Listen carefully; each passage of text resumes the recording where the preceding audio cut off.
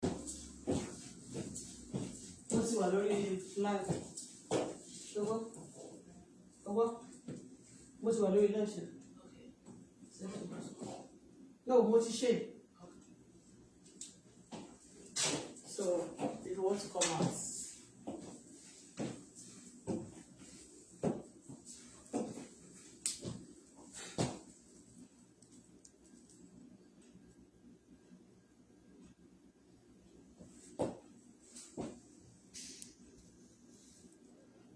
Àbáríkà Jímọ̀, ẹ gbà wá o. Àbáríkà Jímọ̀. Àbáríkà Jímọ̀, Àbáríkà Jímọ̀. Bá mi play music. Àbáríkà Jímọ̀, Àbáríkà Jímọ̀. Kí lọ̀tá láwọn fẹ́ ṣe? Àbáríkà Jímọ̀, Àbáríkà Jímọ̀. Kí ni sẹ́yìn? To 4. That's 10 o'clock Nigerian time. Àbáríkà Jímọ̀, Àbáríkà Jímọ̀. Àbáríkà Jímọ̀, Àbáríkà Jímọ̀. Oya Àbáríkà Jímọ̀, Àbáríkà Jímọ̀. Ẹ jọ̀ọ́ tí ẹ bá fàṣẹyẹ pè mí. Ṣé ti rí? Ṣé mo gbé tó bá tún wá ní flat tummy tó tún flat ju tèmi báyìí, ṣé mo pọ́n wà lẹ́lẹ́ gan. Àwọn tó bá ga tó ní ó ti yé bẹ̀yẹ̀. Ó ti yé bẹ̀yẹ̀. Ó lè pè mí fún. Ó yẹ aṣọ eléyìí. Bí àwọn Megida wa, bí àwọn governors wa, ṣé ti yé yín? Ṣé ti rí bẹ́yẹn? So mo fẹ́ fi ya ọ̀rẹ́ mi ló ń tà èmi mo ń polówó ẹ̀ ṣé ti yé bẹ́yẹn? Ṣé ti rí? Ṣé ti rí? Kí lọ̀tá fẹ́ ṣe? Orí ọ̀tá ti bàjẹ́ yálà ìyá àwọn ọ̀tá mi kò ní tá bá àwọn ọ̀tá mi ayé àwọn ọ̀tá mi ó ti bàjẹ́ dànù.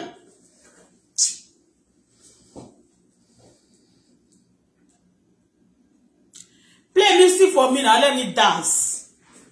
Play music kan tọkọ ẹ bá ti yàn.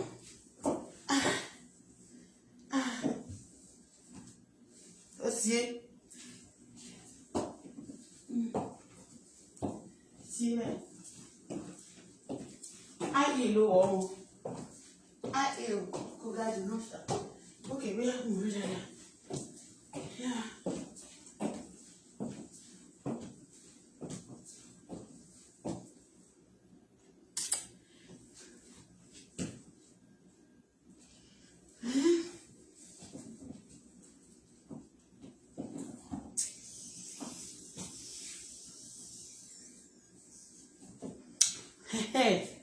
Let me ọmọ mi mo ní kó play music ẹ gbà wá o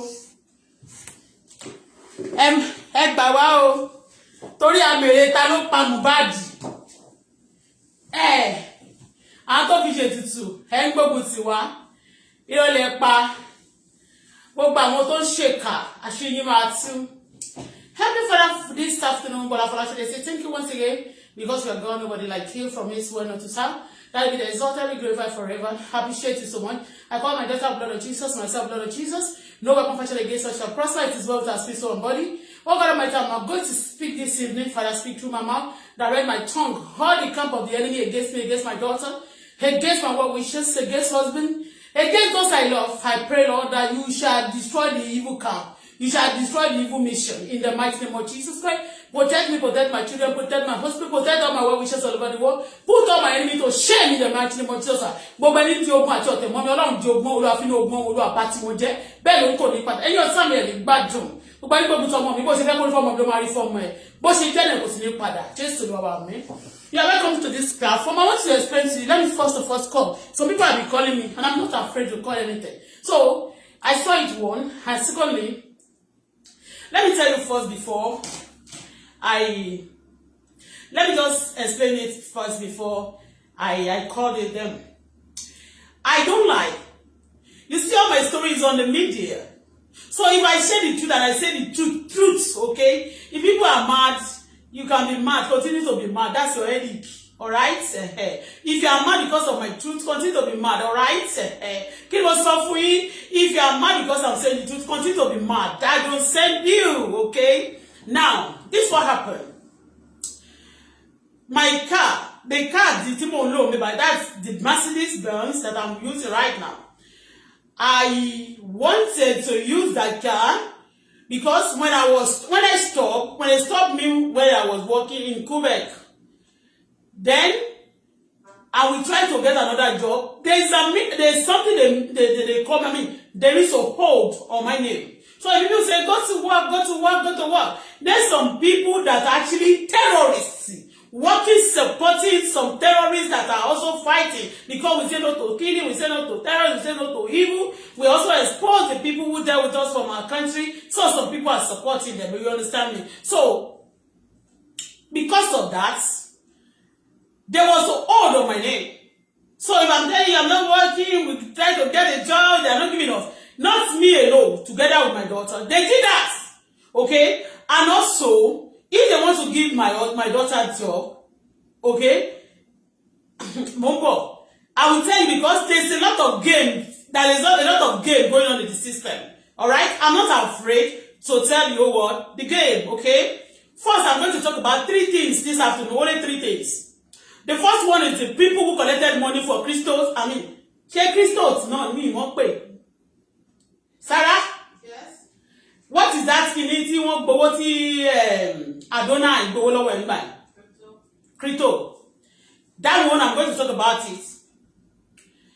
So, the second one is about my car loan. Third one is about the my daughter applied for many jobs, and when you apply for that job, there is something you need, there is something you want. Then availability, that's what the shift you want. So she applied since we came to this place. And some people, when they call her, they will just call her for the first time. They say, okay, Sarah, we want to give you a job. At the end of everything, that job will now be a voluntary job. They will engage my daughter on the system, like some people systematically want to be seen, and this going to be on the video. They are not paying for it. We pay for data, we pay for everything. All right? They are not paying, and they will be stopping. And the agreement before is not that. That is not the agreement in the beginning. At the end of everything, these people promise to give job. They will now be telling my daughter that, okay, you know what? You are going to do some exam and you are going to pay. Is when you pass that exam that they are going to give you the job, and the job also is not even guaranteed. Do you understand? A lot of story like that are in some, and you of reason they said they stop the students, that the student that is taking Canadian job, that they stop them from working. Do you understand me? So there is a lot of job, but those people that will send it quickly, we will apply to them, no response. Do you understand me? So it's because of hold.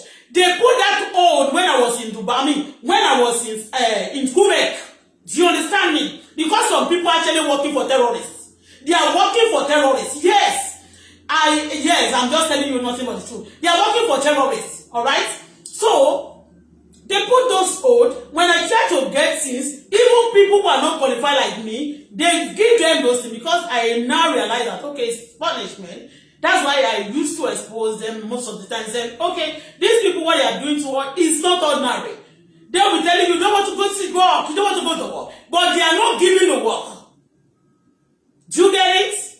And they are blocking me from wherever I can get money. Do you understand? Okay, so that is second. Now somebody, even then, my daughter was also working. Just to support herself.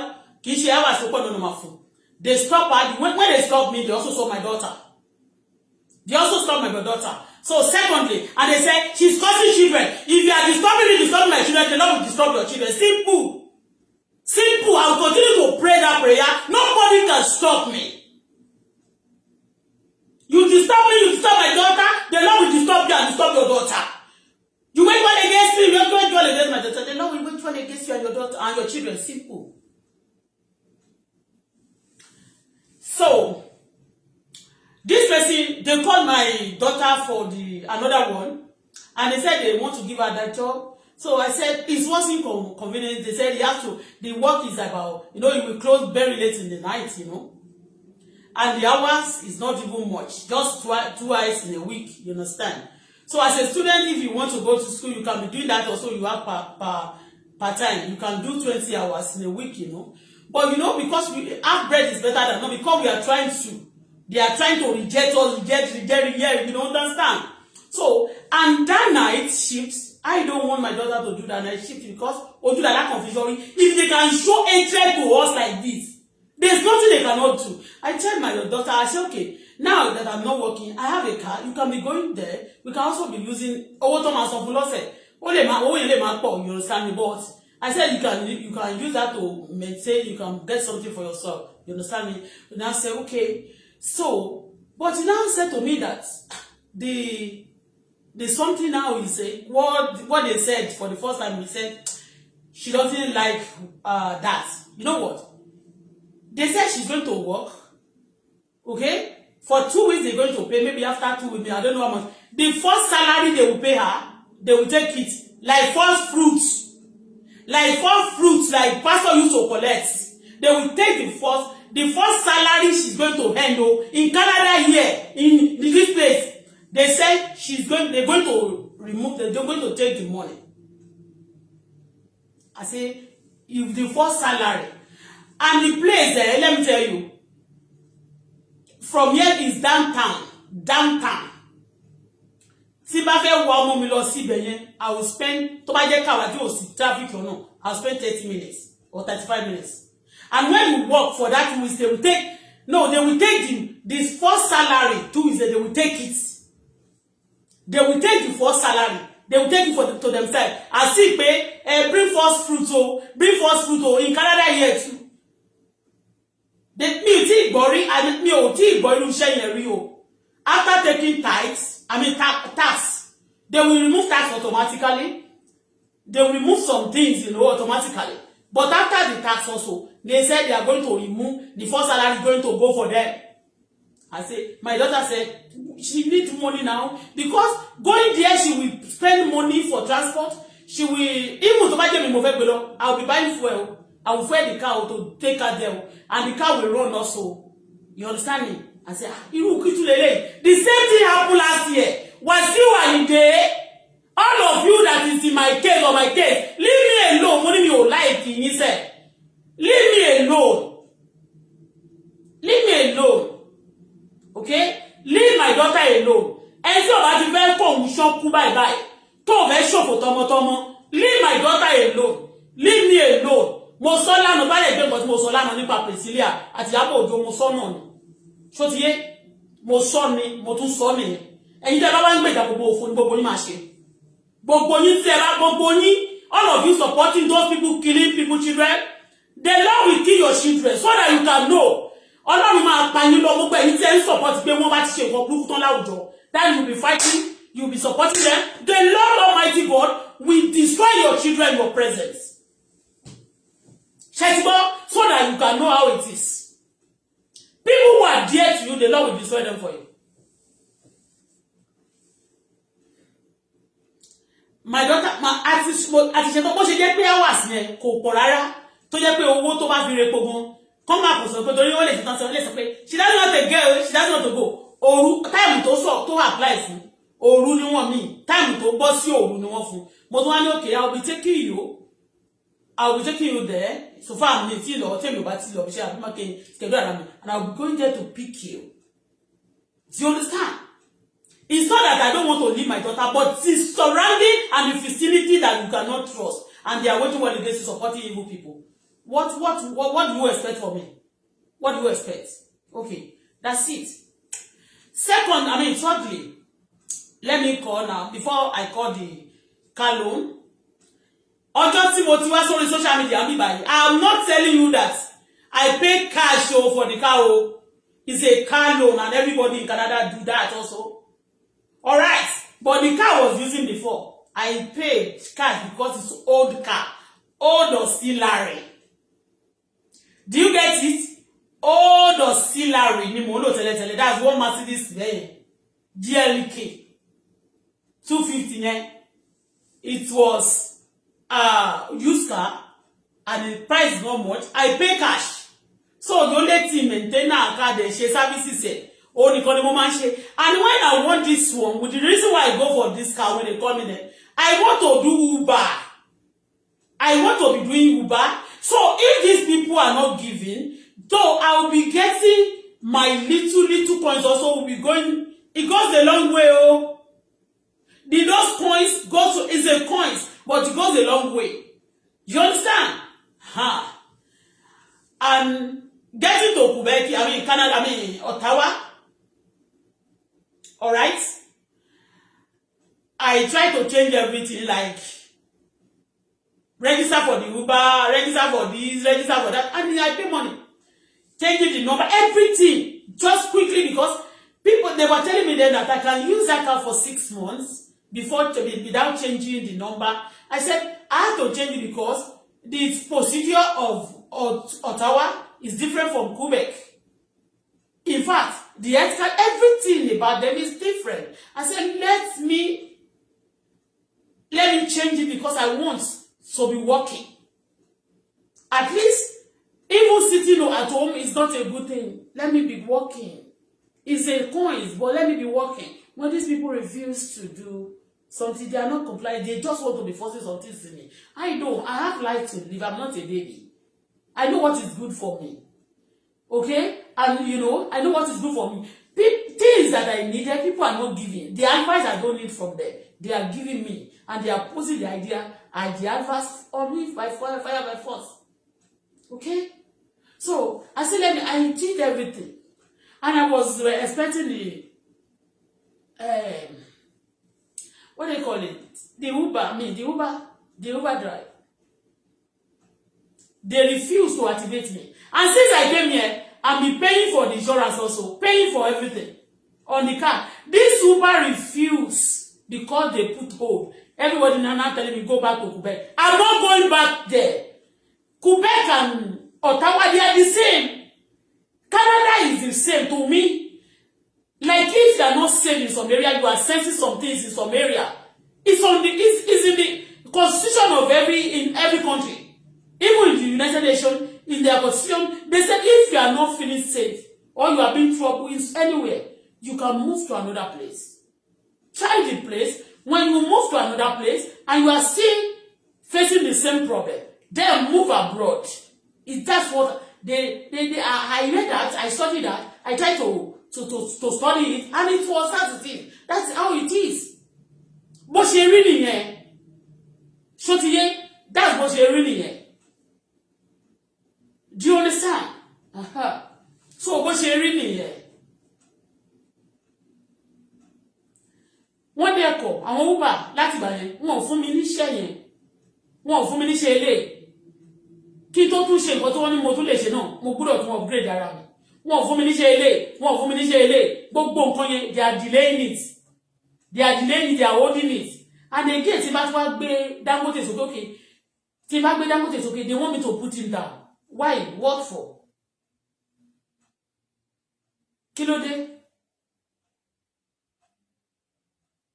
Shebi you try to study me. If you see any money, do you see anybody? Nobody gave me money. But why do you want me? I'm also was here calling any Ọlọ́run fẹ́ lọ́mọ ènìyàn fẹ́ Ọlọ́run mama preach yẹn fún mi K1 K-dog. Mama sọ me any Ọlọ́run fẹ́ lọ́mọ ènìyàn fẹ́ irọ́ ló pa. Ọlọ́run ò lè fẹ́ tó bá ti èèyàn jẹ́. Kó mọ nọ́mbà Ọlọ́run ma address Ọlọ́run. Gbogbo orí tó kàn follow ọtí inspiration ẹ̀ ògógóró àti igbó àti gbogbo heroin àti gbogbo nǹkan tó ti mú tẹ́lẹ̀ àti tó tún mú òun ló ń energize ẹ òun ló máa ń fún ẹ ní inspiration stop your bullshit ẹni tó lọ́n bá fẹ́ kọ́ lọ́mọ ènìyàn fẹ́ ẹni tó lọ́n fẹ́ kọ́ lọ́mọ ènìyàn fẹ́ majority of you tẹ ní èrò púpọ̀ tẹ máa control crowd yẹn you are evil owó mi tẹ̀tí fi ra nǹkan lẹ́fí ṣe gbogbo orí burúkú lẹ́fí ṣe terrorism please K-dog gbogbo orin yẹn mi ò fẹ́ máa gbọ́ gbé gbogbo orin òsì yẹn ẹni tọ́lọ̀ bá fẹ́ lọ́mọ èèyàn fẹ́ iṣẹ́ àyìn bá ti gbé Dangote sókè mo mọ̀ pé máa reduce lórí platform ẹni tó bá ti sọ̀rọ̀ kò má tà torí ìgbà tẹ́ bá wọ́n monetize page mi àmì ẹni tó ní Facebook náà gbogbo yín ẹ̀kọ́ dìtẹ̀ mọ́ mi mo jù yín lọ nìyẹn anybody fighting women you must be crazy I am telling you I'm not abusing but you are mad. If you just choose to be fighting somebody, do you have a wife? Even if you don't have a wife, why do you choose to be fighting women? You mad, if you women men are fighting themselves, even majority of ladies fighting themselves, you cause trouble between them. The war that is going on around the world, men, you cause problem. The problem that is happening today that a lot of people are doing terrorism is because of Ishmael and Isaac. All today is because of your deed that you cannot control, that is because of your misbehavior that cause trouble today. What is it? The problem you cause, and we are managing the trouble for you. Still yet, we are helping you. You don't want to accept. We are helping you. A lot of women, good women especially. Good women like us, like me. Good women like me. We are helping your flop. And some lady crazy one too, that they give you talking, that you are not facing the right. You women, can you allow somebody to kill your children? I don't support. But obìnrin tó bá ṣe ìkà fún ọkùnrin, I will come against that woman. Any man that did evil against woman, I will come against them. And not all of you. What did I do wrong to you? So all the men, ṣé gbogbo yín lẹ ti di terrorist ni? I don't understand. About 18 years ago, 19 years ago, somebody called me and he was telling me, I congratulate you, you got a baby girl. I said, yes, I got a baby girl and one boy. He said, I'm praying all the children that God, I'm praying to God that God should give me a female child though. And he's a man. Kí lorúkọ ọmọkùnrin tó wà South Africa ń gbà ní o. Kí lorúkọ ẹ̀ o. Tó ṣe visa yìí o. Orúkọ ẹ̀ bí orúkọ obìnrin báyìí. Mo ní why? Ó ní go and check, only majority of men are criminals. That's 18 years ago, 19 years ago. Only majority men are criminals. Only they cause trouble. Only I don't want to have a male child. Only I want female girls. Only I want girls. Only but some ladies too are criminal. Only any lady that want to criminal, only men will cause it. Only men, go and check the background of that woman. Only is going to be a man. Only the ritual. Only 10% of women. Only the voluntarily weak. Only baby weak. Only but the ritual. Only if a woman, 20% of women are wicked or criminal. Only you see the 80% will be men, criminal. Only we are men. Only we know ourselves. Because I don't understand. What is it? Anyway, me kí mo ko preach fún yín ni. Àròyé ò kagbo. Ó ti yé. Nísìn torí pé wọ́n ṣe ti pè mí látàárọ̀, wọ́n fẹ́ kí n wà depressed. I cannot be depressed yo. Okay, let me now tell you about the insurance. I now called them. I called the garage because I told the garage I want to use the car for Uber ni. I don't want to use it for pleasure, but tó bá jẹ́ pé mo tiẹ̀, you know, ó ní mo dẹ̀ pé mo ṣe kó kúrò níbi tí mo wà ó torí life difficult ńbẹ̀ yẹn o. I come to Ottawa o. Àmọ́ ipò Ottawa but a ti tẹ orí ọ̀tá mọ́lẹ̀ o. A tún fi bàtà tẹ̀ wọ́n. Oh, sorry. Sorry, I'm sorry for that. I'm funny at time, I'm sorry. Mo ní mo ti tẹ orí ọ̀tá mọ́lẹ̀ o. Ẹjọ́ torí Ọlọ́run o. Mo ti wà ní Ottawa pé please give me some time. I am going to the payments and that is okay. If you are not working, you can call the garage and the car loan to be patient with you. If you want to pay for the car for 2 years or 3 years, they will extend it. That's just what happened. And I said, okay, the moment when I get things working, things okay, I am going to be paying it. They should just be patient with me. A bishop kí lọ jalè ní ẹfẹ́ sọ mí di olè ní. Mi lè jalè kò sólè lẹ́jẹ̀ mi. And they say, okay. But suddenly I saw a letter again that they said you have to be paying. I said, but that's the time that our time is not yet time. And I told them that I'm not yet ready, that they should just be patient with me. And I'm going to tell you something today. I said they should be patient with me. They say, okay. But last week, on Monday, I think, one of them now called me that, okay, oh, they accept my request, that but they send one debit already to my account, and it's not going through. I say it cannot go through. That's why I'm telling you to be patient with me. Majority of the time, it's credit, okay? And let me tell you of recent, maybe they just know, because little things they give me like this, and they just, and the way I spend it, let me just tell you, okay? Ìbá sí wà ìdé, ó máa ṣàlẹ̀ jẹ tó gbogbo ìjọba lórí ọ̀rọ̀ mi tẹ́ ẹ̀ bá dá tẹ́ ẹ jáwọ́ lọ́rọ̀ mi, ẹ máa ṣàlẹ̀ jẹ, Ọlọ́run máa bà kádàrá yín jẹ́, Ọlọ́run máa fojú yín bolẹ̀, Ọlọ́run máa sọ yín jí dáadáa, gbogbo ẹni tó bá ń tọ́jú ayé mi. Mo mọ̀ pé ṣé máa ṣépè fún yín o, èpè máa ń jà o, èpè tèmi máa ń ṣiṣẹ́ o, torí pé Wàsíù mi ṣépè fún bàbọ̀, mò ń sọ gbogbo yín tẹ́ bá wà lórí ọ̀rọ̀ mi, Ọlọ́run máa sọ yín jí dáadáa o, tẹ́lí pé mi nígbàdùn wọn mi ò nígbàdùn mi ìnírówó ṣe ilé ayé mi, gbogbo yín tẹ́ bá ń lò fún yín ó máa padà dí dáadáa fún yín o, láṣẹ Èdùmàrè, àdàbí tó yẹ pé mo ṣe burúkú fún yín o, àdàbí tẹ́ ẹ̀ bá ṣèkà fún mi, àdàbí ọ̀rọ̀ tí mo sọ tí ìbá ń ṣe tó tọrọ o, say no to killing, iṣẹ́ criminal things nìyẹn. Àwọn criminal náà sọ pé wọ́n ń dá owó fún yẹn, they say they contribute money for criminal to be killing people. If I say I need money, nobody will assist me. If I want to do things for myself also, you are still disturbing me. Ọlọ́run máa bá mi bá ti mí jẹ́, alágbára láyé àti lọ́run máa bá mi fojú ọmọ níbo lábá mi ṣe ní yàmàyàmá. Ìyí tí owó ò ní ká owó tẹ́ gbójúlé tẹ́ fi ń ṣe bí yẹn, Ọlọ́run tí ò ní ká, Ọlọ́run máa bá mi dá ságbádá ní o. And now called them, they called me on the early this week, and I explained to them. They say, okay, the 200 days, I mean, they say they send one debit to my account, that the debit, if it's not going, I mean, if I should see that credit, I should try to. I said, okay. I said, but they say it's not going through. I said, okay, if it's not going through, they don't need to. They should be patient with me. I am going to do something. Even let's say immediately, the way there's money I got for free send, let me just, I will tell you. I don't need to be telling people this.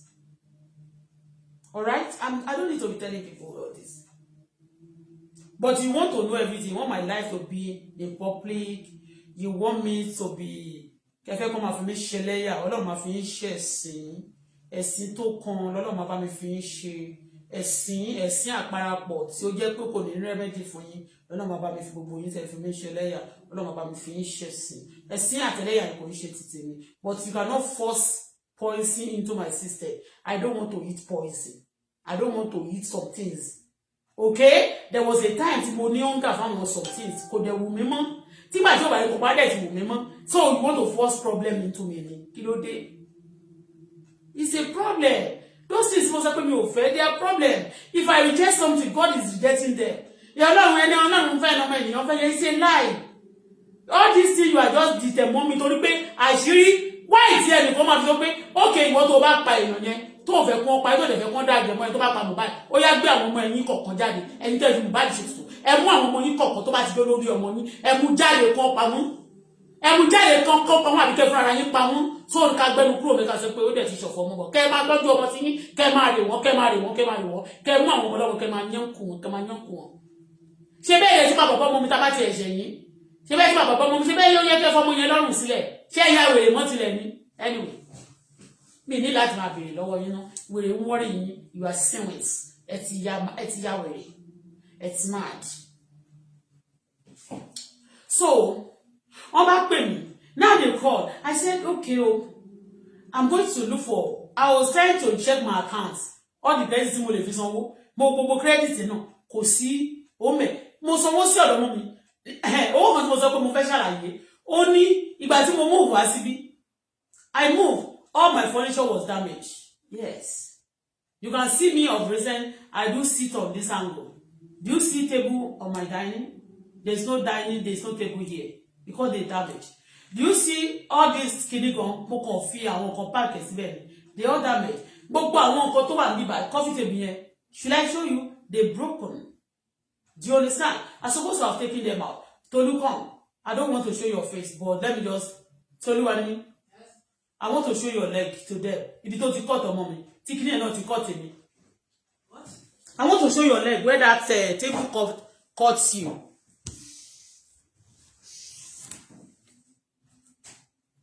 I will my for fi sese ni.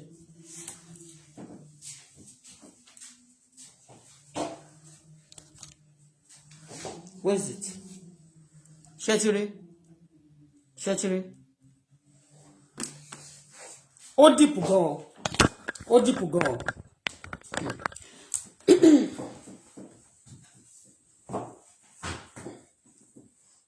Wọ́n lọ gbé mi ṣubú. So, èmi àti wọ́n gbogbo kiri yẹn ó fọ́ àti tinú yàrá everything including bed yẹn bed tí mo sùn sí yẹn Ọlọ́run lè máa gbọ́ ó yẹ kí n lọ ra mẹ́nu mo kàn ń manage yẹn àbí kí n lọ ra base kí n ṣá lọ ra àwọn nǹkan tó wà bẹ́ẹ̀ mo ṣá try láti ṣùtì yé bẹ́ẹ̀ they pay it tó yẹ mọ́ pé gbogbo nǹkan tí mo rà níbẹ̀ yẹn tí mo rà tó bàjẹ́ yẹn ní orí some receipt I couldn't get a receipt of this one so the little one tí mo get receipt those people pay me 2,800 ẹ máa gbọ́ they pay me 2,800 kò ra anything because àwọn other things tó kù yẹn mi ò rí receipt yẹn and anyone they said we cannot get the receipt they are not going to pay me I called the people the garage I mean the shop tí mo ti ra àwọn kiri yẹn I called that guy that day because they know now pé kò tẹ̀ fún mi receipt and the guy now said to me that I should pay how much? I should pay the tax. Any receipt ma fẹ́ kó padà bá mi wá duplicate it. I should pay the tax. Because that's what they are telling them to do to me. That they should be collecting my money. Olè olórí burúkú. Gbogbo ẹni bá gba nǹkan mi nígbà ìpẹ̀bàdé pẹ̀lú ipá tó wá sọ pé mi ní owó ẹ bá máa ṣọ́nkú ni ọmọ yín máa ṣọ́nkú ni ọmọ yín máa ya wèrè ní kò níran yín ikú burúkú lẹ máa kú òfò lẹ́ṣẹ̀. The person I said I should pay first upfront for him to give me receipt. I said mo wá wò pé I was telling that I don't have money but if you can give me if you can get it but only know that's what it's going to do. Me ò dẹ̀ rí I couldn't get the receipt. The one I have, I said I could go. I give it to them. But let me tell you, my furniture I purchased my furniture, everything. The man in the me, I'm bed in the same shop. One shop, one in John Talo, Alibaba. Prime Minister Canada, want me there. Oh, want me there, John Talo. You got me. Say not to terror. Say not to terror. Tell me no, but actually don't love me. Don't want me killing back. Tó pè mí gan tó pè tó fẹ́ wá lé mi prime minister bí mi ò parọ́ so ọ̀dọ̀ bọ̀bọ́ yẹn ni mo ti ra ọjà mi ni mo ti ra gbogbo furniture mi mo dẹ̀ fi one thing about me I'm a very transparent lady ni mi I'm very transparent at times I don't do this because I just want to tell the whole world but for security purpose one secondly for me to be also safe is like giving information about everywhere Tibalo. I showed the logo and the office number and the garage of that guy. Then, when I was busy buying this, do you understand? And during that time, they patronized me very well. Nobody dashed me money. People send me because there was no movement in Nigeria. A lot of people sending me money to buy a car for them. And during the time, Titi also came, Titi Ebony, the one who sued me to court. Do you understand me? So, if I have money, whatever I need, I say, but at the same time, and at that time also, I'm also working. So the little money I got from it, and what I have, I use it to buy whatever I need, just to be conducive, to be comfortable. Because anywhere, and what I'm doing, for you to know that I don't have mind of going anywhere I reside, I make it okay. Physically and spiritually, my environment will be conducive for me and for others also. If anybody wants to, actually, some people, they will get money. What they do with their money, they keep it and they will send it to their country just because after some time, they will go home. Now, I'm saying that I want to visit Nigeria, I want to go home because people are torturing me. And my daughter is precious to me. I'm serious. I don't want to be emotional. Because when I remember things people have done to me in this system, it haunts me. Well, exactly what I was complaining in Nigeria, they are also doing it to me in this system. This is bad. I called this guy. I said, okay, can you give me because everything is booking. I just need to get receipt so that they can confirm. I bought it now, Jimmy. Some tí mi ò bá ti sanwó ẹ̀ tán gan mi ní pé wọn ò ní kó wá. Tí bá ti rí pé mo lówó ẹ̀ lọ́wọ́ nígbà yẹn, if I have the money is complete, I will call them, okay, bring it to I have the balance, I'll give it to them. Okay, give me this thing. You sold this for me. He said, no, I have to pay the tax before he can issue, help me for the duplicates or whatever. Do you understand? And I said, but I paid tax that time. He said, you have to pay it again, this and that. And I know it's just, they're just telling him to do that to me. I said, okay, I forget about it. Because he believed that if I don't get the receipt, I'm not going to get money back from the government. So, tó bá ti bàjẹ́ bẹ́ẹ̀ ni kí n lọ dànù, ó ti waste yẹn. Wickedness is everybody's mind. Tá bá wá ṣépè fáwọn èèyàn tó wọ́n bẹ̀ níṣẹ́ tí wàá kó ṣìkà fún wa, wọ́n máa la ń ṣépè. What do you expect from me? You just want me, you want to be torturing me and be beating me like this, and you want me to shut up. I don't have power to fight you. And I'm just praying to God. And you still want me to be shut up for this? Now, let me continue about the issue. The guy refused. So, the insurance just gave me the money they're supposed to pay.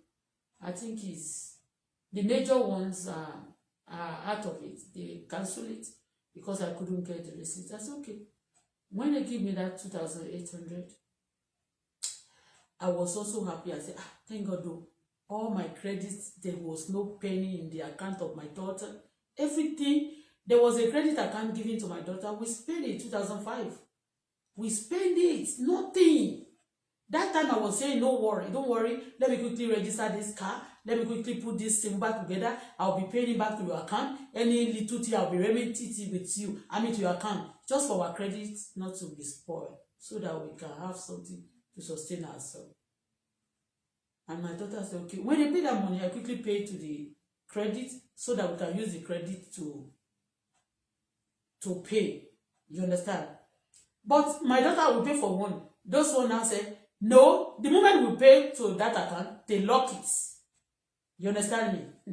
When they now lock it, I something, I think something is wrong, okay? I couldn't pay for it. I said, okay, can you pay for that? He said they block it. They said they cannot. You have to be paying back. And these people, I already arranged with them early this week. This big account, TD, the car insurance, I explained to them that be patient with me. After some time, when I have this money, put things together. I don't need to be saying all this in the media, on the media. But they want me to come out and be saying it. No. And also saying it is also clearing me from something. Because people will be thinking. And that's why I still be saying that, hey, put your money down. They are not going to give you money. That's doing that. I'm telling you. I work for all of them. None of them have given me dime. Okay? So, it's not, even if I work for Alaji and Bodagote now, it's not the only one that have been doing that. But I know, it's not chance. Somebody blocking them. But I believe that one day, things going to, events might take over situation. I call these people, they say, okay, they help me. Later, they started calling me. Like ọjọ́ tí mo sọ̀rọ̀ Wùmí yẹn, tí mo sọ̀rọ̀ Ìyábọ̀ Òjó, tí mo sọ pé Ìyábọ̀ Òjó destroy somebody. You know, in tí mo sọ, basically ni, mo dẹ̀ bẹ̀rẹ̀ lọ́wọ́ pé all this to the death of Mohbad, what concern Canada with these stories? What is their business? Who are the people in the system? Because ordinary person cannot be doing this. Some people are powerful that are involved in this. I now ask question, what is their business? In some cases, they want me to drop it.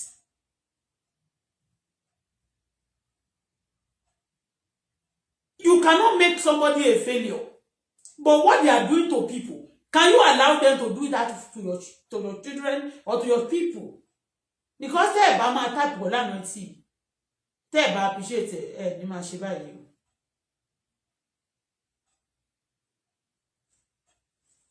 And I said to them, please be patient with me for some time because the time will take it to one day want to go. Like of God Moses or Ronye. Timothy ti sọ pé I'm praying. Timothy wá gbé Dangote sí òkè. Trouble trouble. They will be torturing me.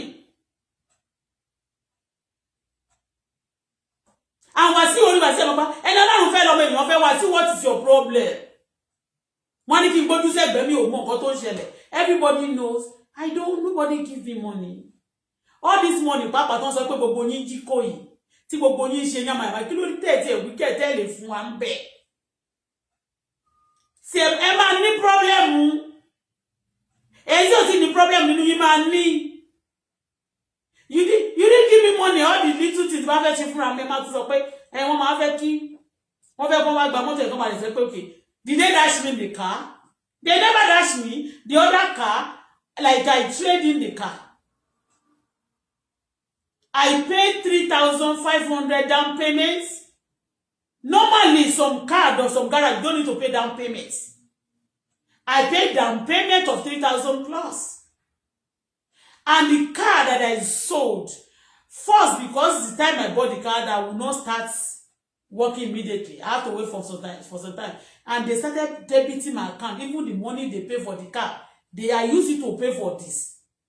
I collected money that is even just to pay. I want to be using even the car to arrange over the more price for to force it million. Because I want Uber to over ṣe àwọn oríṣiríṣi nǹkan náà máa ń pè ìmí luxury ìmí ìwà tó jẹ́ pé tí mọ́tò yẹn ò lè fi ṣiṣẹ́ van tó pé yẹn máa ń gba owó ju nǹkan lọ.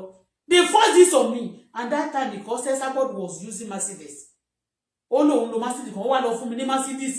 Mo ní mi ò fẹ́ Mercedes because tí bá ṣe máa wọ́n àrò bóyá ṣe ló ṣe competition yẹn á jáde. You see, Auto-Bola is a jealous person. He used to like whatever she do. I hate them. I say it in my mind. I register my mind. I don't want to copy anybody. I want Range Rover and more price lower and more price lower. Range Rover. And the Range Rover, Papa, is the same price for the motor. And they said, this and that. Click on, Benz. But you won't know. Money, anything you have, you don't appreciate money. Kí ni wọ́n máa ṣe gba ìgbésí ayé tó nice lọ́wọ́ mi, tí mo ń rajà, tí mo ń san cash mi, tí mo máa ń ṣe òwò mi, tí mi ò yá owó, tí bá tẹ̀fẹ́ yá wájú, tí mo fẹ́ fi ṣe òwò. Kí ló wá dé sí tẹ́ bá fẹ́ gbé ìgbésí ayé Christian credit lé mi lọ́wọ́, and some people owing my money. And you are supporting them. And then you can't pay for income on your show. You giving my daughter trouble. Emma show tomo any madam woman. Motu so asheb.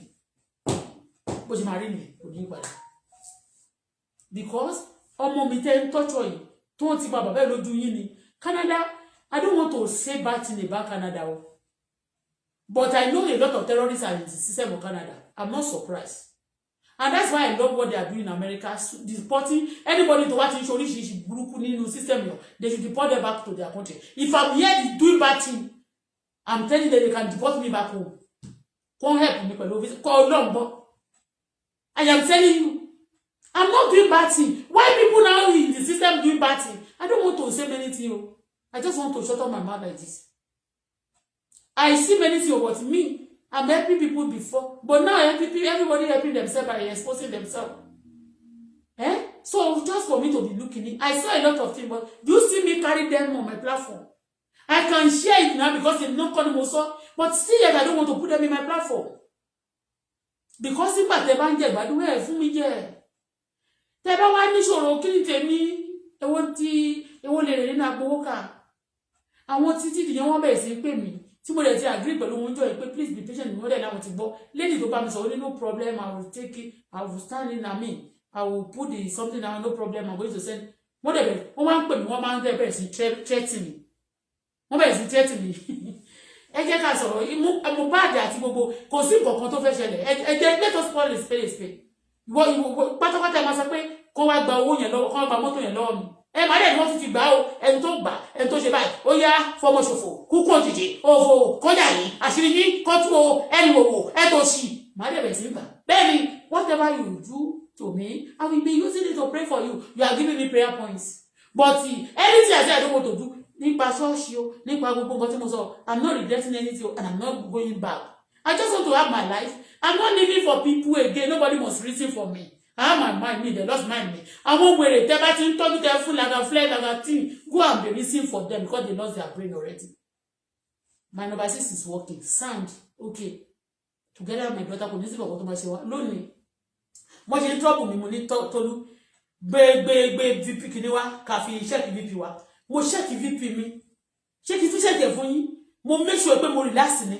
Torí mo te wo ní ìlànà. Mo kí tiẹ̀ sọ pé mo fẹ́ jó, kí tiẹ̀ take picture, kí tiẹ̀ ṣe selfie, kí tiẹ̀ jó, kí tiẹ̀ ṣe pé Ọlọ́run á tún lọ́jọ́ kan wọ̀tá wọn kò máa fún yàn ní wọ́n máa fún ẹ ní kíní ni kó ba lè máa wà depressed ó pé má bàa wọṣọ kó ba lè máa ṣó ọmọ Ìyábọ̀ ìpó ń gbádùn jẹ́ ń sọ fún ẹ Mohbad gbádùn níjọ́ kan lójijì ni wọ́n pa tó bá ti tọmọ ìwọ́n máa tọmọ ẹ Ìyábọ̀ tó bá mo sọ pẹ̀lẹ́nu mẹ́ni when you give people children lójijì ló máa jẹ́lẹ̀ sẹ́yìn náà kò sí problem mo game tó máa yí gbà ṣe bẹ́ẹ̀ náà máa mọ̀ ṣe bí ó máa ń dùn kó máa tó adùn wò kó wá dédé yọ ṣọ́ọ̀kì lẹ́sẹ̀kẹsẹ̀ Wùmí ọmọ yẹn máa mọ̀ àwọn fámìlì Mohbad ìgbà tí ò fún wọn lówó dáadáa pa yẹn wọ́n máa ní kò fún wọn lówó púpọ̀ but wọ́n mọ̀ yìí sí gbogbo ètò sọ pé wọ́n fẹ́ di celebrate yẹn tó bá wọnú ilé tó bá bẹ̀rẹ̀ sí sunkún àwọn ló mọ̀ ṣé tó pé wọ́n jáde náà máa fakọ gbé tó bá wọn sọ̀rọ̀ àǹdí wọn tó ń rẹ̀ wọ́n lẹ́kún àwa gan any day tí bá mẹ́nu bá ọ̀rọ̀ bàbá ọmọ mi àbí tí bá post picture ni ọmọ mi máa sunkún ni despite pé kò wúlò fún ọkọ tó kú ẹ̀yin náà dẹ̀ lẹ́wà ń bẹ̀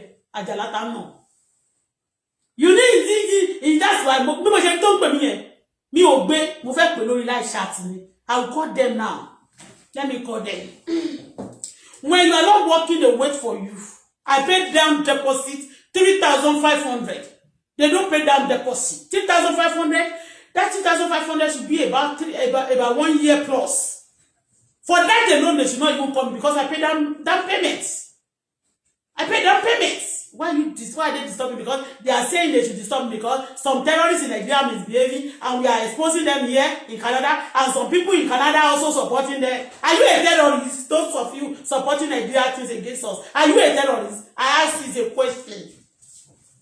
I don't know you guys, but it's a question. We are saying them not to kill you, say not to kill you. Can you allow anybody to kill your child, to destroy you and do people the way they are doing? Whatever you cannot collect, you don't want people to do to you, don't do it to people. Kí ló dé? Ó ní mo ṣe ní kí wọ́n ṣọ́ kí ẹ má sọ pé fẹ́ fi tẹ́ṣọ̀ pa mí. Kí ló ṣẹlẹ̀? Mo fẹ́ jókòó jẹ́jẹ́ ní pé kí tẹ̀ máa wòrán lórí social media ká máa wo bó ṣe ń lọ. A máa la fẹ́ máa wòrán kakọ̀ máa fi kíní ẹ máa tún bẹ̀rẹ̀ ní. Tá bá la polówó ọjà ẹ máa búlọ̀kù ọjà wa. Kí ló dé wọ́n fi mí yáwó lọ́wọ́ yín ni? Wàsíù ṣé gbogbo wọn ṣe ń disturb mi mo hate ẹ mo ìlè máa play music ẹ kì í ṣe lọ́nà kéèyàn gbogbo relationship kan ló máa head sí bí pé kankan ìjàlẹ̀ ló máa ń kẹ́yìn àlè mo ìlè máa play music ẹ ṣùgbọ́n bó ṣe ṣe yẹn music ẹ gan ọlọ́run bá mi ṣépè fún ni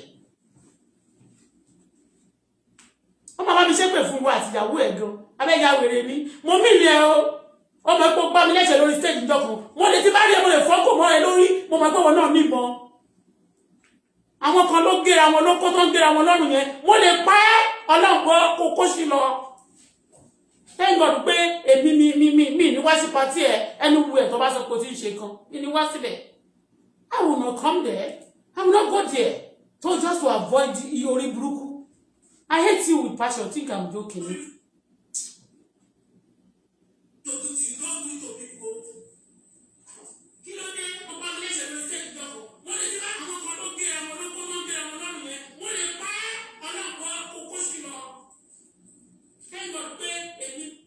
Let me call this person.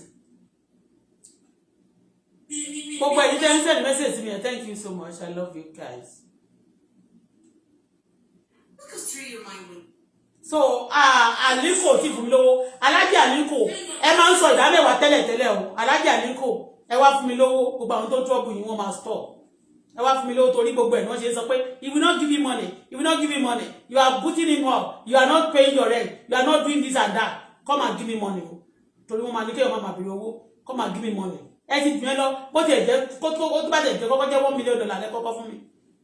Ṣé báwọn kan náà ló yẹ tẹ́ bá sọ ẹ mọ iye táì tó yẹ tẹ́ máa sọ lóṣooṣù ni. Ṣé tó pé mi ò kí ṣe tó bá jẹ́ àwọn pásọ bá jẹ́ àwọn àjàyí sí wọ́n máa fò gbogbo lọ ní abẹ́fẹ́ kàbẹ̀ sí tọ́gáàtù lórí yín ni. Àbí báà la máa jẹ́ máa fẹ́ Àlíkò tá máa jẹ àwọn ará mọ́tò tó kú máa gbolo táàkì ní owó ẹ̀sán. Àti máa gbé ilé tí ò ń ṣe ilé kì í ṣe ìróyà kazu kiri ká má tún owó ẹ̀sán kí ló dé. Àlíkò let me call this person. Kí ló pa ẹlẹ́yìn tó lù? Eh? Yeah, one way room bam. Oh yeah, let's go there. Wasiu, step aside. Just step aside for me. I don't like you. Most of my head. You're out of it. Ọlọ́run mo tó máa fẹ́ ṣe sàrà mi fẹ́. I don't like you.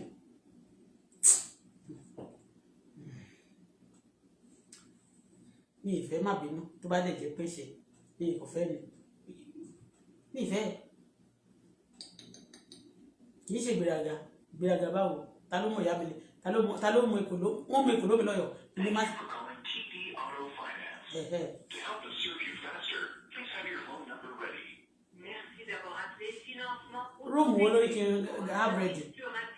Ayez en main votre numéro de prêt. For service in English, please press 1. Pour le service en français, appuyez sur le...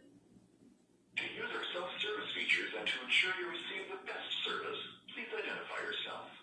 The number you are calling from is 514-519-2024. If this is the number we have on file for you, please press 1. Ṣé nígbà ìṣòro nínú fáìlì ṣá? Yes, one. For security reasons and to confirm your identity, please enter your date of birth using 2 digits for the day, 2 digits for the month, and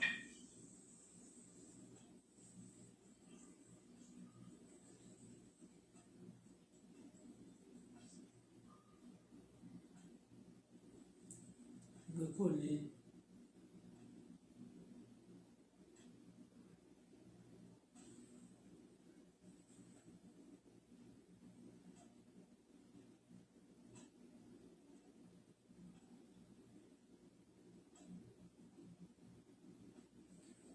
Kí ni regular payment kí ni tí wọ́n máa ń Tolu? Okay, come and put it for me. Mi ò mọ nọ́mbà yẹn. Okay.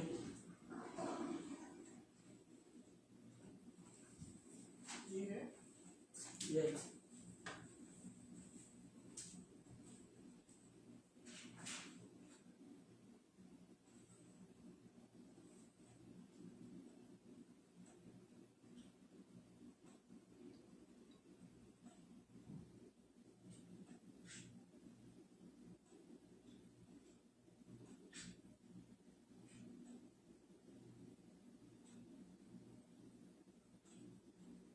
Okay.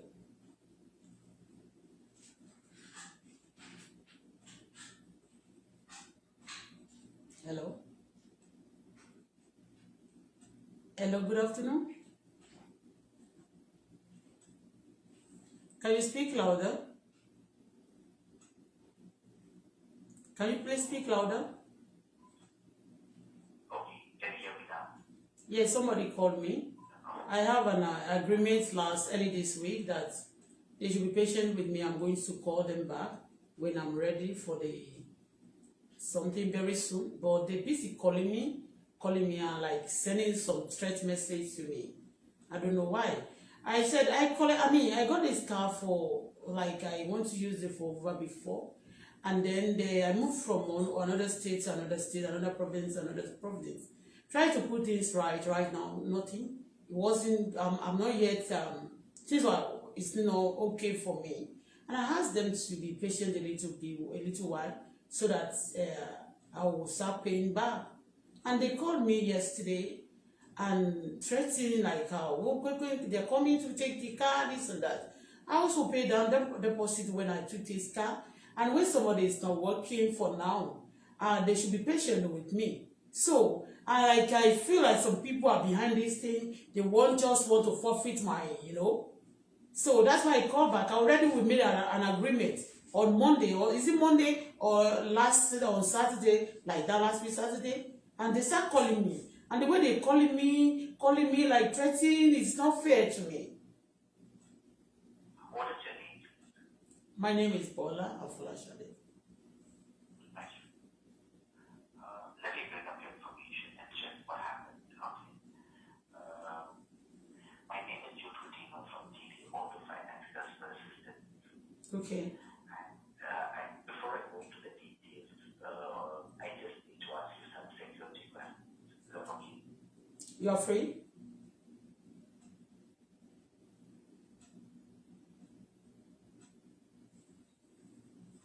Can you speak louder a little bit?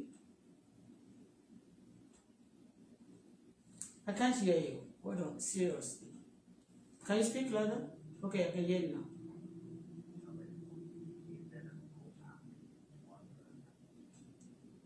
Yes.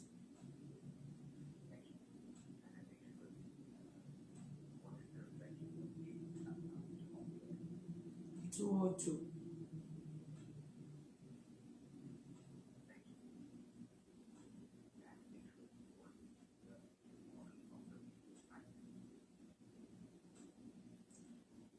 MLA. I mean, 2018, must have this LA.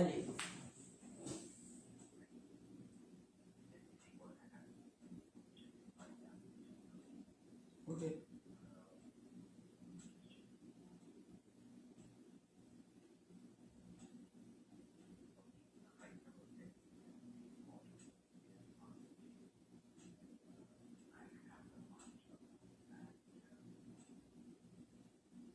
Two?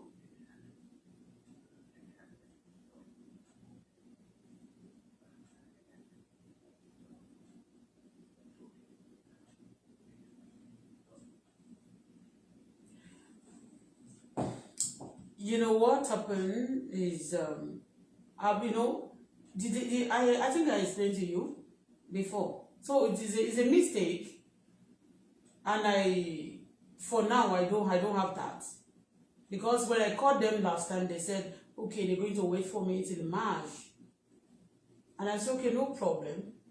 So later they sent me a letter.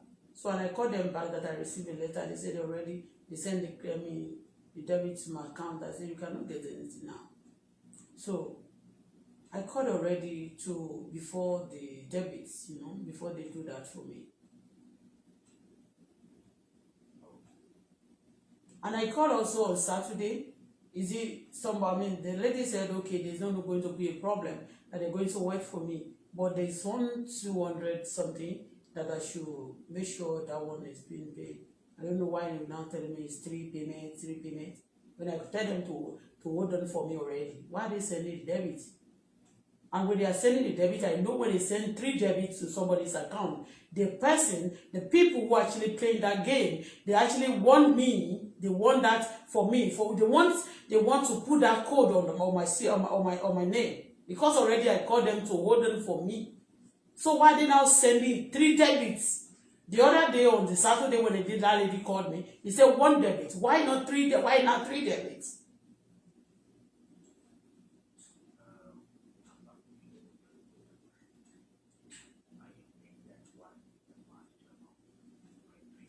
Yeah, why not 3 debit? Yes.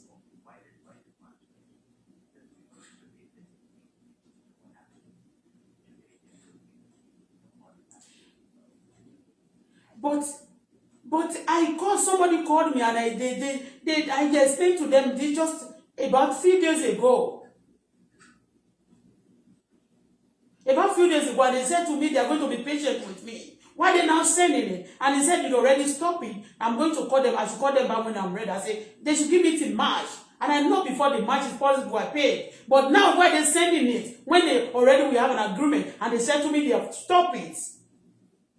And they want to they know that definitely when they send 3 debits into my account without payment, they're going to do something. So some people are behind this scene, playing some game. I paid I paid this. I don't want to forfeit all the money I paid also on the car.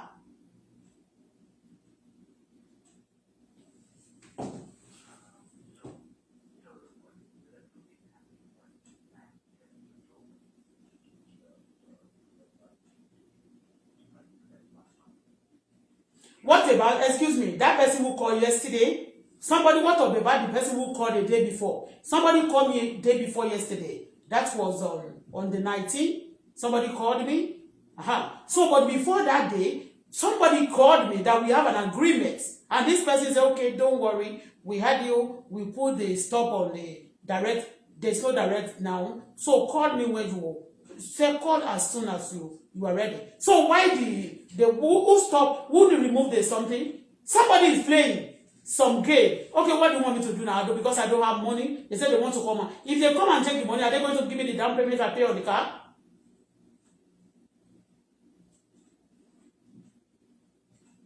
Because I cannot forfeit my deposit. Because already I have contract with I call somebody that we have an agreement, and the person say, okay, no worry, they send one debit, just try to make that money. And if the debit is coming to your account, don't worry, already I stop it now. Because most of our social media, excuse me, because I complain about the day I start talking about Mohbad, and I talk about, what's the name of this girl? Yabo Ojo, and that's why they went to remove the old and not this old they put on my card also. These terrorists from Nigeria, you are working on my name of this country. I'm not going to agree with you to destroy me totally. It's not going to happen. I say no to killing terrorists.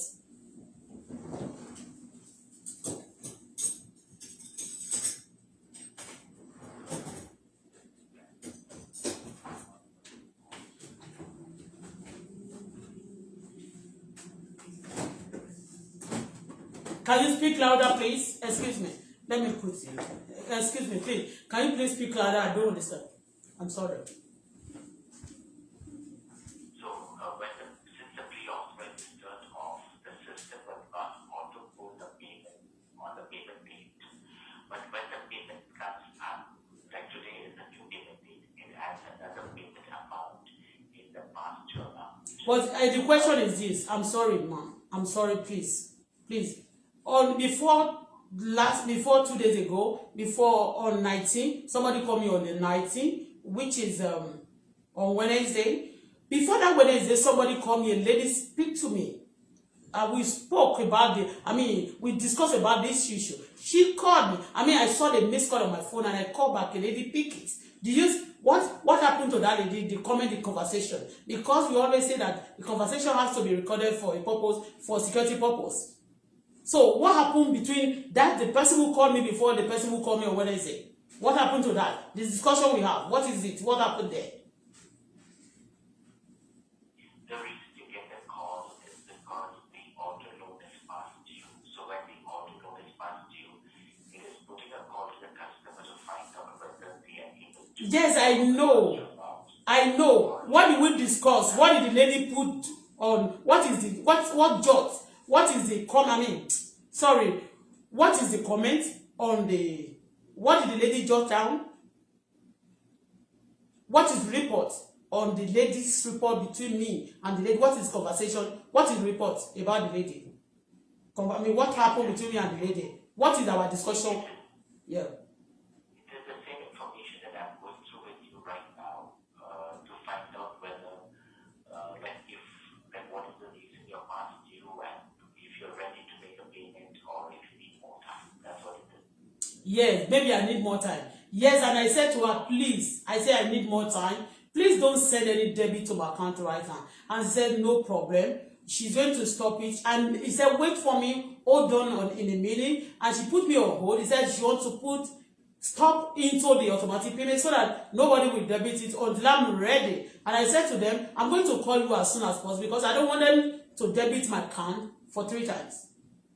So that is it. So you can see now that maybe I need more time. That's what I said. Already, if I don't have money, of course, I actually told her that I'm going to, she should give me more time. They should give me more time. And now why are they sending it? Why are they now busy calling me? Somebody now opening and they start calling me, putting debit. That day, last week, early this week, it was just one payment.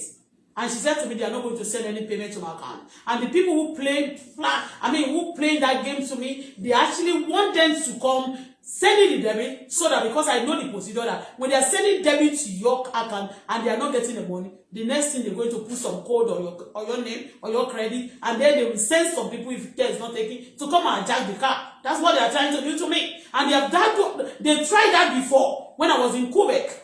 So this is not our agreement. Agreement is agreement. When we discuss something and people start acting another form because some people are giving them this instruction to do that, they are not paying for me. I bought this and I patronize them and I use CD. It's a good word. And pay is not easy to pay alone. And I'm not running away from it.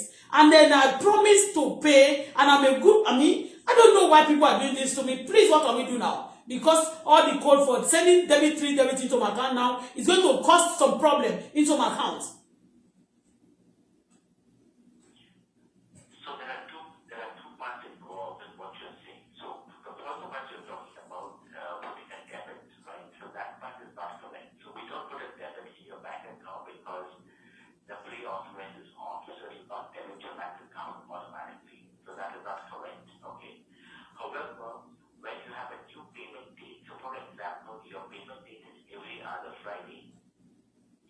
So today is your new payment date. Automatically it says that your past due amount is increased by the one new payment date of today. But it's not a debit. It just says that your past amount is now gone past due by 3 payments, including the new payment of today. So for example, your next payment date after today is March 7th. If you do not make any payments between now and March 7th, on March 7th, it will say your past due by another $202.28 and your 4 payments. Hold on. So that is not a debit. I understand what you're saying. But you know, when when I got this, when I called them the first time, when I moved to Ottawa, I said, okay, I'm not working right now. And they asked me how many months. I said, okay, give it in March. So before then, I believe everything going to be all right. You understand? But after that, they break it. They started calling. Nobody called me, and no debit at all. They put hold on it. So when this debits, when they start calling me again, I called back. Excuse me first. When they start calling me, I called them back that it's not yet time. They now say, okay, they are sorry, but one is already out. They're going to hold it for me. If I should give them time. So I said, okay, before March, okay, just give me till March. That's what I said. So I don't expect anybody to be calling me since so far somebody we discussed on Monday or something like that. So I don't expect anybody. The lady called me. He called me, I missed that call, and I called back. I don't expect anybody to start calling me and threatening me that they're going to take it, we don't do this and that. Because the lady said they're going to stop, they are not going to, nobody going to disturb me from now until I call. Yes. And they start calling me after 2 days later. And they are not calling me alone. That's not the way they even talk to me. Now they say, okay, you're going to take your car. It's not even yet 3 times payments already. Before they started, they're going to watch out, they're going to take the car from you. They want to, because some people are telling them to do that to me, to disgrace me. That, I don't believe that anyway. So what are we going to do now? There's no money now, and I said they should wait for me till next month. So what is going to happen? But if I have the money before next month, I'm going to pay. Because I try to even pay it. Even though I'm not working, I'm using my money. I'm not yet, the car is not yet, I'm not using it for anything. For now. Because I want to use it for Uber. And the Uber people, I sent something today, they are not approving me right now. Because some people also doing that. Because they just want my money to be wasted. So I don't know the people who are doing that nonsense thing. I'm sorry to say this. Please, what am I going to do now? What do you want me to do now? So right now, what I can do for you is that if you're ready to make a payment, you can call and make the payment arrangement as to what amount you can do on what date. Otherwise, it will put a follow-up call next Friday to find out how things are going and go from there accordingly as well. Okay, like if I take the car back to the garage, are they going to give me my money back? The deposit I paid? It's not related with the deposit or the money, but it's just I'm trying to understand when would you be able to make a payment to pay the auto loan in good standing. But the last few days ago that I called them that they should wait for me till March, they said, okay, why they start calling me after 3 days later? And those people who are now calling me, they are aggressive, they are not nice, like they want to get me scared, they want to get me, they want to frustrate my life, because some people are standing there to do that. I want to buy the agreement. Already I make an agreement with somebody. Before these people break the agreement and they start calling me, threatening me.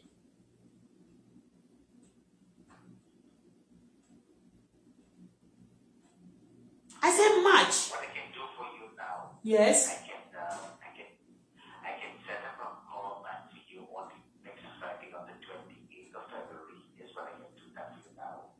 And then when you get a call on the 28th of February, you can let the agent know if you're able to make any payment arrangement or if you need more time. And we'll update the fund and go from there like that. But what happened to the lady that they asked me maybe she should give me time? What happened to that call? What happened to the discussion between me and that beautiful lady? What happened between me? What with the discussion between me and that lady? What happened to the agreements? What happened before something was broken? What happened to that? The arrangement is only if a customer says, I'm going to pay this amount on this and that is kind of payment arrangement. Okay, I'm sorry. Okay, are you calling me now because of the deal, the debit they already sent out? Right now, I think that you made a call to me. Yes, I make a call to you. But you know, whatever we discuss, they always give information that everything going to be in a record. Well, that's why I'm asking that. What happened to the agreement of that lady that we have an agreement with the lady few days ago before somebody started calling me 2 days ago? That's what I'm asking. Like the trouble, like they want to, somebody now troubling me. Okay, on the 28th, no problem. Okay, give me a call back that day. That time. Okay. Okay. Thank you so much. Okay, thank you. All right. The question is this. Okay? If he say rubbish to me, if he say rubbish here, ṣọ̀pọ̀ náà máa pa ẹ́. O gbọ́? If he say any rubbish here, tẹ́ bá bẹ̀ sí yọnu sí ṣọ̀pọ̀ náà máa pa ilẹ̀ máa gbé ẹ̀mí ní kíákíá. Okay? Don't say nonsense on this platform. All right? Don't say nonsense on this platform. Ohun tí bá sọ pé kẹ́ sọ ni, when I'm asking bá bẹ̀rẹ̀ question ni kò sọ, don't ask me silly question. Ìwọ tó pé ẹni tẹ́mi ẹ̀yà Fọlábí, tó bá fẹ́ ṣòfò tọmọtọmọ, tó fẹ́ kí ilẹ̀ kó gbé ẹ̀mí. Kó sí lọ bí. I want to expose the evil people. Kó sí lọ kò ní dá fún yàrá ìyá gbogbo ní òfò lẹ́ṣẹ̀. Kò ní dá fún Ìyábọ̀ Òjó àti gbogbo àwọn tó support ẹ̀. Kò ní dá fún yín tọmọtọmọ. Mo sọ fún yín. My agreement, that's why I'm asking. What happened to the agreement between me and the lady? The day I start talking about Mohbad and Ìyábọ̀ Òjó, they start calling me. They remove the something. If you are not working, let me tell you something. The money I pay as a down payment, if I don't pay down payment that day, if I keep that money in account, I will use it to pay for like 1 year and a half. Okay? 1 year and a half. And when I said I'm not working right now, money is business.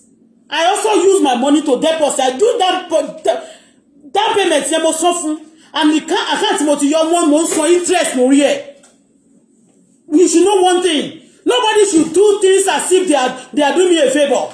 If I have my timbani common 5,000, I will get a card that mama lo, tí ma fi ṣe Uber. Tó bá wù mí, tó bá jẹ́ Uber Eats.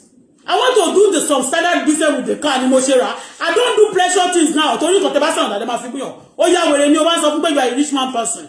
Rich man ò kí fún mi lówó. Wasiu is a rich man, but he stole from me. Dangote is a rich man, but he has not given me money. Okay? I'm just telling you. But Wasiu, he called himself as a rich person. Because that's what he wants to say. He stole from me, and Dangote didn't steal from me. Dangote didn't steal from me. Wasiu stole from me. While I'm like all these celebrities call themselves big things, they steal from me. Why can't they pay those money? You mad or something? Why are you asking me silly question? I'm talking here. I called somebody. So the lady called me. I noticed that I asked a question. Since I started talking about Mohbad, and I said, Kiloruko, Ìyábọ̀ Òjó, they start telling me, terrorists, I want Ìyábọ̀ Òjó, I want terrorists, and they hijack the system of this place as well. Some people in this system, working for those people, they are terrorists. That's it. I'm just telling you the truth. Don't be surprised. I don't want to talk in here. Because of what I attack American by everybody, I don't know what to do. No, Sarah. Eko Shilo.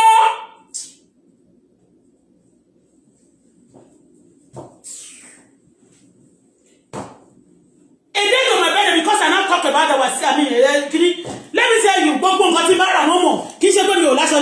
Adamo. I have a lot of clothes to put on. They don't want to see you nice. The car that I bought, I paid deposits. The deposits I will use it if I want to pay. Let me calculate it. Owó tí mo fi san deposit máa fi san owó ọdún kan tí àbọ̀. Ọjọ́ mélòó mo sì débi tí mo ní kọ́ fún mi time. And mo dẹ̀ ń san insurance lórí ẹ̀ o. Mi ò ń ṣe olòṣì náà, mi ò ń ṣe èèyàn tó máa ń plan nǹkan burúkú náà. Owó tí mo sọ, ọjọ́ tí wọ́n fún mi ní insurance, wọ́n fún mi ní kí lorúkọ ẹ̀, owó tí mo lọ fi. The reason why I tell you the question of me but your wife wọ́n fẹ́ kí gbé Dangote sílẹ̀ nìyẹn. Ẹ̀yin gbogbo ẹ̀yin tẹ́ wà ńbẹ̀ náà bóyá ẹ̀yin girlfriend at anybody kò sí tó kàn yín. Kò sí tó kàn yín gbogbo ẹni tó wù mí sókè nìyẹn. So mọ̀ pé a ti use mọ́ àwọn ọkùnrin tó ń jalè Nàìjíríà àwọn tí ò tọ́jú obìnrin kan tó bímọ fún wọn tí ò wúlò. So talk less of ẹnìkan tí ó bá ní o mọ̀ rí tó bá lọ ṣiṣẹ́ fún you know men of Nigeria they are fond of it. Majority of ọmọ Dangote go clap for Alhaji Aliko Dangote. Clap for me. A lot of them that I say, ọmọ tí wà sí be majority of it. Abroad, Igbo people help Wasiu to train their children. You crazy me? All of you, when you are pregnant, you go to abroad, go and have your baby in America, in Canada, in all over the world, UK. What is it? Just for the white people to take care of them for you. Irresponsible people, men are many outside now.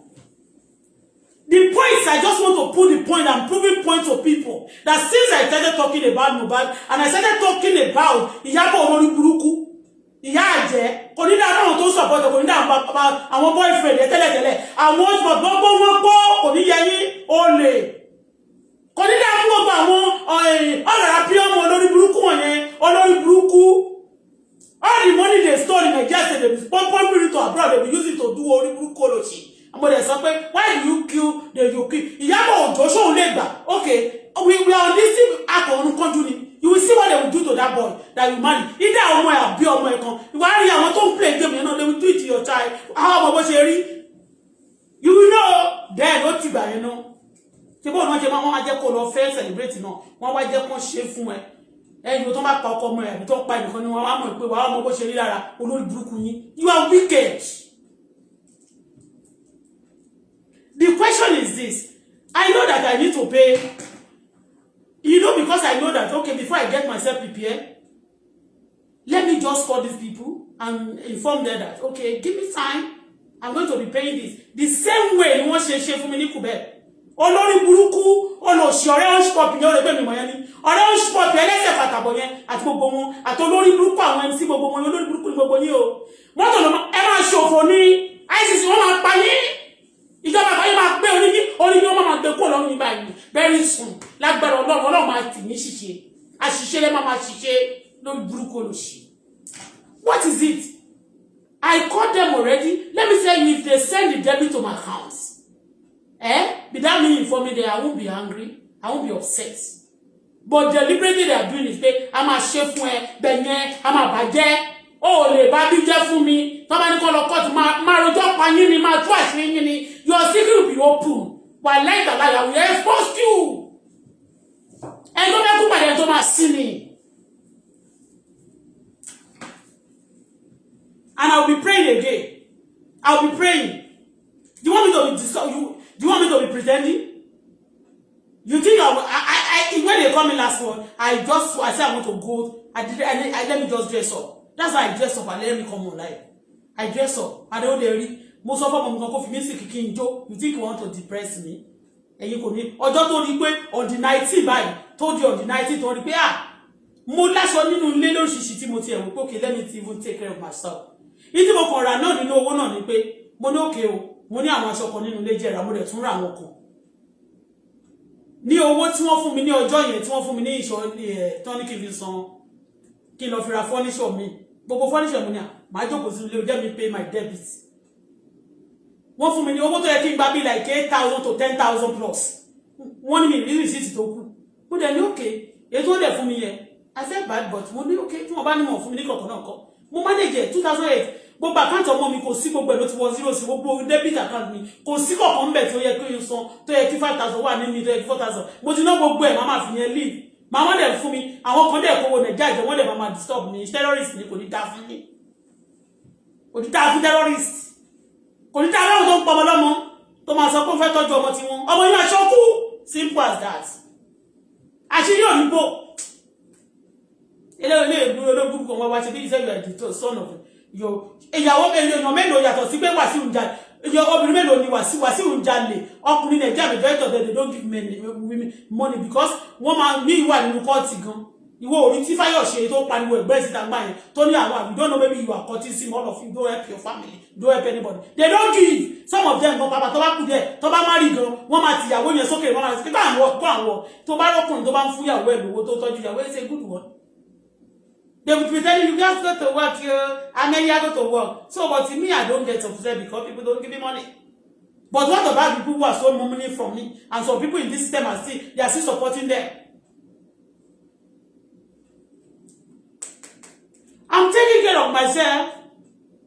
Only let me be moving. So if you are used to, you don't want me to get money here, let me be moving now. If I move, let me I want to go share in coca lot so jarawa. Ka jojo fa we yan boya maro boya mi nirowo.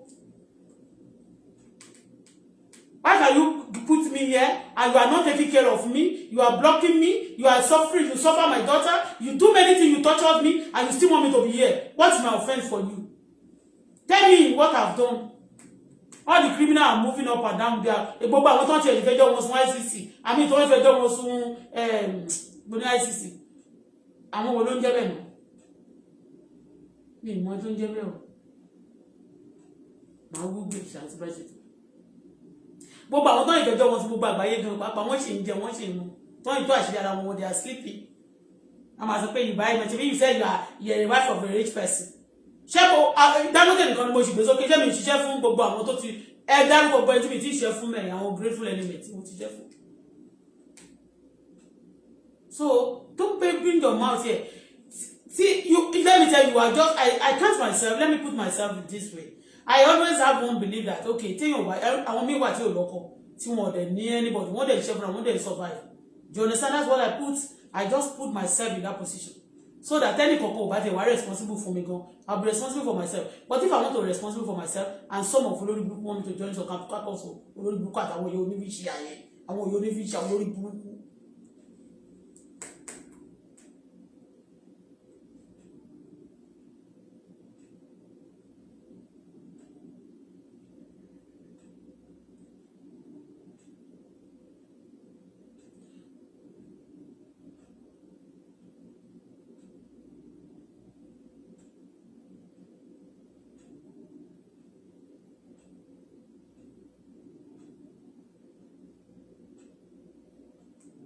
Ó yẹ kí n gbé mọ́tò yẹn gan lọ ní kí n lọ gba dodge.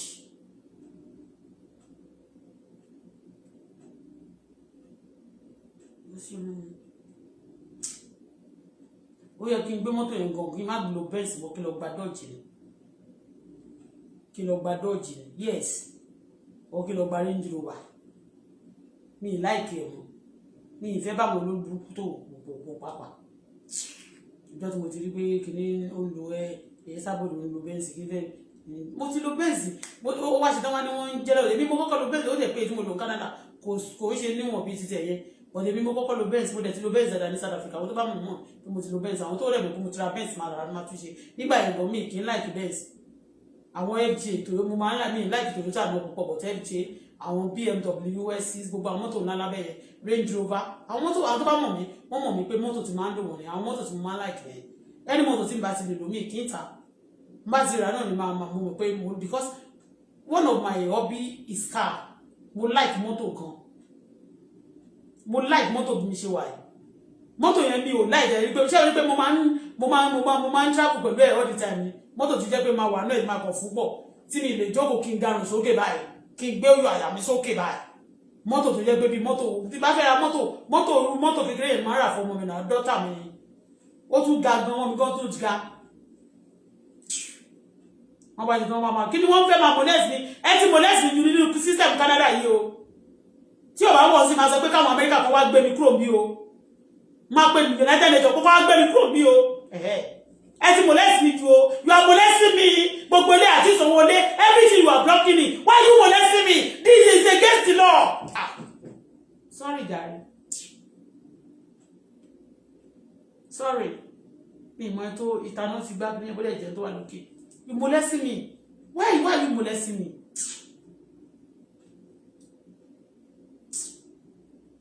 Èmi táwọn èèyàn fẹ́ kí n jẹ́ brand wọn. Why you don't know value of me o Canada? I'm going o. I'll be going o. Tolu. I will leave this place o because you just believe that we need mama gbenu mi sínú ẹ̀wọ̀n now.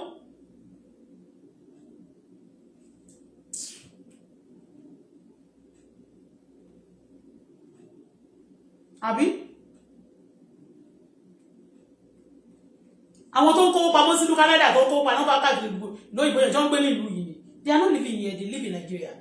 Those people who embezzle money, keeping them, storing them in Qatar, in South Africa, in London, they're not living here. They are living in Nigeria.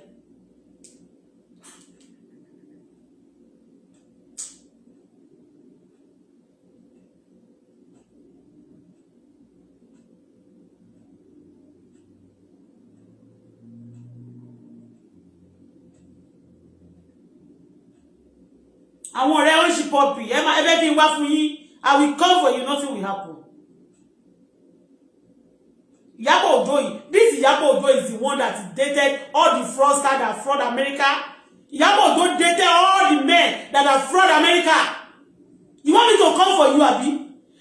This Ìyábọ̀ Òjó dated all the men, all the men that have been frauding America, all the fraudsters. You want me to come for you? You know I'll be pardoning you. Come up and say, she's jealous of them. You're jealous of them. You mad at me?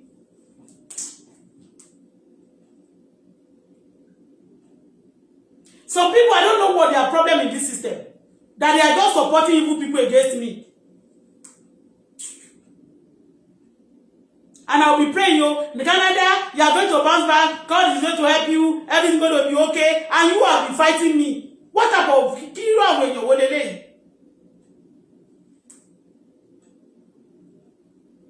I said it though that if you don't want me here, you don't need to torture me. I'm forcing myself on uni. Abapàyàn ní yín nìkẹ́. Megidana,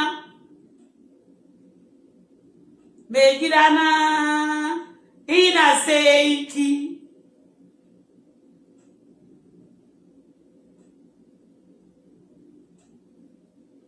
Tí bá ti dárúkọ Megidana báyìí, ara gbogbo wọn máa gbóná ni. Wàsíù. Tó bá gbọ́, me, I don't like you. Megidana, ina seiki. All the things that you say about Mama Rere, you don't even consider see me. Criminal.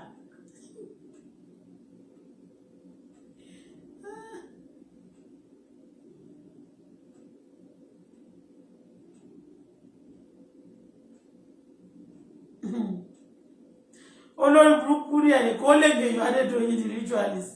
Ní ṣoríire. Èèyàn tí Oríyọmí Hamzat di killer of small children ní Ìbàdàn. Àti olórí Naomi, olórí burúkú. Tẹ́yìn bá wá, ẹ̀yin Ìbàdàn collection tẹ́ bá wá ẹ máa bá mi lé. See that they fear you dey. I know they fear Wasiu. Wasiu is Ìjàkùmọ̀. Wasiu know that he's a crazy person. They know him that he's a Ìjàkùmọ̀. Torí lọ́sàn. See, I'm afraid of you, Nick. I'm not. They say with me, you have tried all your power. You think I'll give it them? And tí mo tó pè mí sí, ṣé ní bá gbé mọ́tò yìí padà sí fún yín, ṣé máa fún mi ní owó mi. Kí kúkú lọ gba mọ́tò kí mo pòkè o, mi ìjẹ́wọ́ lórí ẹ̀, kí a máa fi ẹ tẹ́tì mi. Tẹ́ pé mo ti sọ̀rọ̀ ẹnìkan, ẹ fẹ́ kí supporting, I'm not supporting any bullshit. You cannot humble me for what I don't like. To God who made me, I always do things that pleases me. I do it. Okay? And Bible says your gift will usher you to the front. Tí bá wá fi gift mi help yín, tẹ́ bá ṣe pé ẹ̀sanwó, tẹ́ bá jẹ gbèsè láyé, tẹ́ ẹ̀san gbèsè láyé máa san lọ́rùn. So, kò sí wàhálà.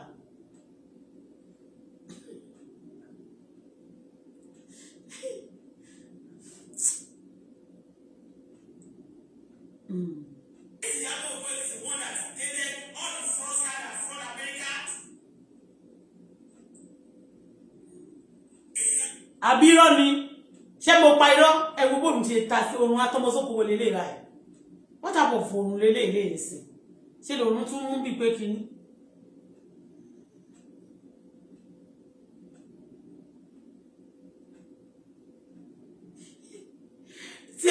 disturb mi tẹ́ bá sọ pé kí wọ́n sọ owó tí mo ṣe mama address to kill you o.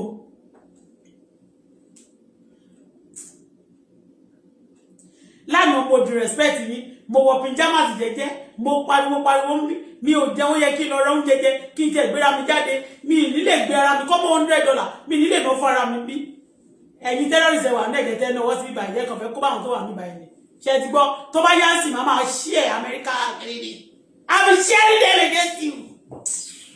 I will call them United States to come and help me. Come and take me away from this place and give me car, dog. Ṣé dog did not be dodge? Ọ̀fẹ́ ni wọ́n máa fún mi, Elon Musk máa fún mi ní car. Elon Musk will give me free car. Elon Musk will give me free car. And I'm between mo ṣe é sí pé kí n má fi ojú kí n má lọ cheat. I don't want to cheat on Megida. I don't want to cheat on Megida, but if it is like this, Tolu and me, I'm not a cheater. But if anybody don't want to know,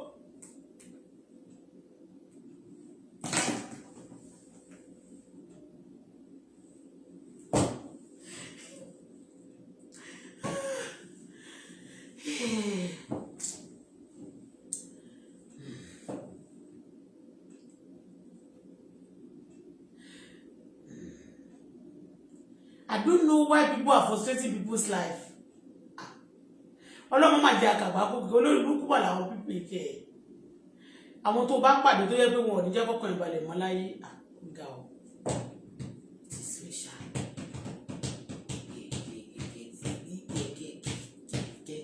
Ọ̀tá mi mo mọ̀ pé máa ń pọ̀ sí lójoojúmọ́ ni.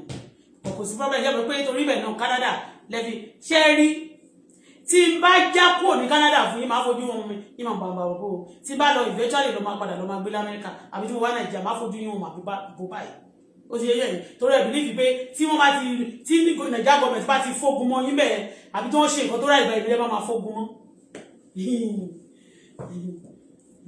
ṣèbí tá a bá dẹ̀ jọjọ wà lójú korojú tàlẹ́ ẹ̀ àwọn tẹ́ máa lò lábẹ́ sísẹ́mù bí láti máa fógun mọ́ mi àfẹ́ mọ̀ ó ti yé àfẹ́ mọ̀ ẹ má jẹ́ kó yín pé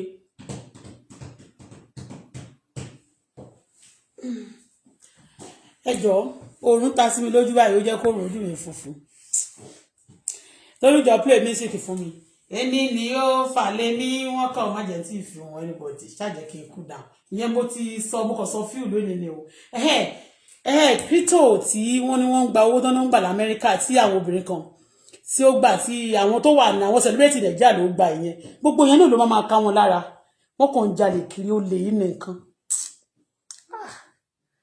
ọmọ gbàgbé òsì ọ̀rọ̀ yẹn wọ́n fẹ́ máa fẹ́ mi tẹ́sán ọmọ gbàgbé òsì ẹ̀yin olóburúkú wo nìyẹn wọ́n níjọ́ yìí náà wọ́n ti bẹ̀rẹ̀ sí ní àtàkì ọmọ mi pápápápá wọn náà block account kan wá sówó padà ẹ̀yin wá wò ara ò lè ní mí bí màmá tún sùn dáadáa ni ẹ ṣe jàre ẹ jẹ́ máa fi lè ṣe lọ. Bye for now. Àwọn tibẹ̀ yẹn wọ́n ní wọ́n fẹ́ olúwa wọ́n ń ja bastard olè dúdú ń jalè òyìnbó gan ń ṣe burúkú báyìí.